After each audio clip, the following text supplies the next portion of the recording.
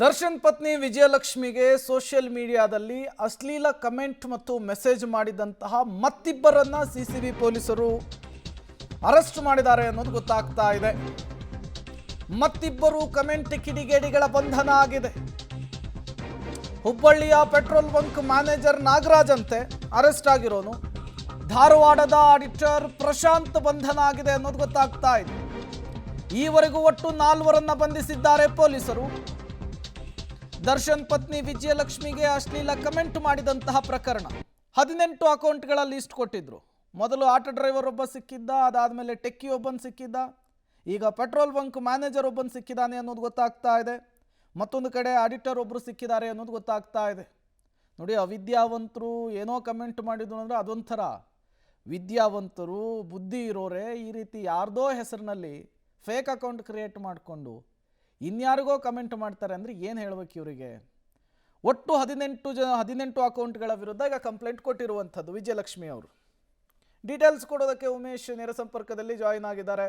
ಉಮೇಶ್, ಈ ಹಿಂದೆ auto driver ಮತ್ತು ಟೆಕ್ಕಿ ಒಬ್ಬರನ್ನು ಅರೆಸ್ಟ್ ಮಾಡಿದರು ಅಶ್ಲೀಲ ಕಮೆಂಟ್ನ ವಿಚಾರಕ್ಕೆ. ಈಗ ಮತ್ತಿಬ್ಬರ ಬಂಧನ ಆಗಿದೆ ಅನ್ನೋದು ಗೊತ್ತಾಗ್ತಾ ಇದೆ. ಯಾರು ಇವರು? ಇವ್ರ ಹಿನ್ನೆಲೆ ಏನು? ಎಕ್ಸ್ಪ್ಲೇನ್ ಮಾಡಬಹುದಾ ಅಂಥೇಳಿ.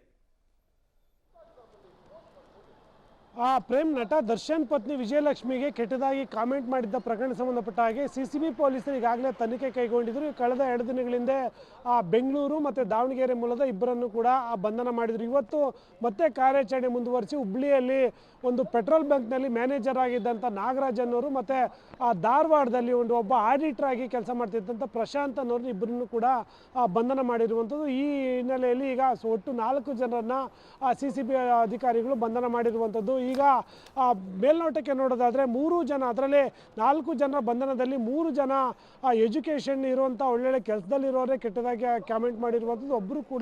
ಒಬ್ಬರು ಮಾತ್ರ ಆಟೋ ಡ್ರೈವರ್ ಆಗಿರುವಂಥದ್ದು. ಸದ್ಯಕ್ಕೆ ಈಗ ಪೊಲೀಸರು ಕೂಡ ಇನ್ನೂ 18 ಅಕೌಂಟ್ಗಳಲ್ಲಿ ಅಸಭ್ಯವಾಗಿ ಅಶ್ಲೀಲವಾಗಿ ಮೆಸೇಜ್ ಮಾಡಿದಂಥ ಒಟ್ಟು 20 ಜನರ ಪಟ್ಟಿಯನ್ನು ಕೂಡ ಈಗಾಗಲೇ ಸಿಸಿಬಿ ಕೈಯಲ್ಲಿ ಇರುವಂಥದ್ದು. ಅವರನ್ನು ಬಂಧನ ಮಾಡುವ ನಿಟ್ಟಿನಲ್ಲೂ ಕೂಡ ಅಧಿಕಾರಿಗಳು ಕ್ರಮ ಕೈಗೊಂಡಿದ್ದಾರೆ. ಈಗಾಗಲೇ 4 ಜನರ ಬಂಧನ ಆಗಿದ್ದರೂ ಕೂಡ ಇನ್ನೂ 20ಕ್ಕೂ ಹೆಚ್ಚು ಜನರ ಏನು ಅವಳ ವಿಳಾಸ ಆಗಿರ್ಬೋದು, ಅವರು ಅಶ್ಲೀಲವಾಗಿ ಕಮೆಂಟ್ ಹಾಕಿದ್ದು ಅಂತ ಎಲ್ಲ ಡೀಟೇಲ್ಸ್ ಪಡ್ಕೊಂಡಿರುವಂಥ ಸಿಸಿಬಿ ಅವರು ಹುಡುಕಾಟ ನಡೆಸ್ತಾ ಇದ್ದಾರೆ. ಬಹುತೇಕರು ಮೊಬೈಲ್ ಸ್ವಿಚ್ ಆಫ್ ಮಾಡ್ಕೊಂಡಿದ್ರು, ಹಲವರು ತನ್ನ ಅಕೌಂಟ್ಗಳನ್ನೇ ಡಿಲೀಟ್ ಮಾಡ್ಕೊಂಡಿರುವಂಥದ್ದು. ಆದರೂ ಕೂಡ ಸಿಸಿಬಿ ಪೊಲೀಸರು ಟೆಕ್ನಿಕಲಿ ಇನ್ವೆಸ್ಟಿಗೇಷನ್ ಮಾಡಿ ಎಲ್ಲರ ಬಂಧನಕ್ಕೆ ಕ್ರಮ ಕೈಗೊಳ್ತಾ ಇರುವಂಥದ್ದು. ನಿನ್ನೆ ಅಷ್ಟೇ ಇಬ್ಬರೇನು ಬಂಧನ ಆಗಿದ್ದರು, ಅವ್ರನ್ನ ವಿಚಾರಣೆ ಮಾಡಿದಂಥ ವೇಳೆಯಲ್ಲಿ ಸಿಸಿಬಿ ಪೊಲೀಸರ ಮುಂದೆ ಅವರು ಕೂಡ ಸ್ಟೇಟ್ಮೆಂಟ್ ಕೊಟ್ಟಿದ್ರು. ಅಂದರೆ ಎಲ್ಲರೂ ಕಾಮೆಂಟ್ ಮಾಡ್ತಿದ್ರು, ಹಾಗಾಗಿ ನಾವು ಕಾಮೆಂಟ್ ಮಾಡಿದ್ವಿ, ಬಟ್ಟು ಇಷ್ಟೊಂದು ಸೀರಿಯಸ್ ಆಗಿ ಕೇಸ್ ಆಗುತ್ತೆ, ನಾವು ಬಂಧನ ಆಗ್ತೀವಿ ಅಂತ ನಮಗೆ ಗೊತ್ತಿರಲಿಲ್ಲ ಅನ್ನೋ ಮಾತನ್ನು ಕೂಡ ಹೇಳುವಂಥದ್ದು. ಈಗ ಸದ್ಯಕ್ಕೆ 4 ಜನರ ಬಂಧನ ಏನಾಗಿದೆ, ಇನ್ನೂ ಕೂಡ ಸಾಕಷ್ಟು ಜನರ ಇನ್ನು ಈ ಪ್ರಕರಣದಲ್ಲಿರುವ ಹಿನ್ನೆಲೆಯಲ್ಲಿ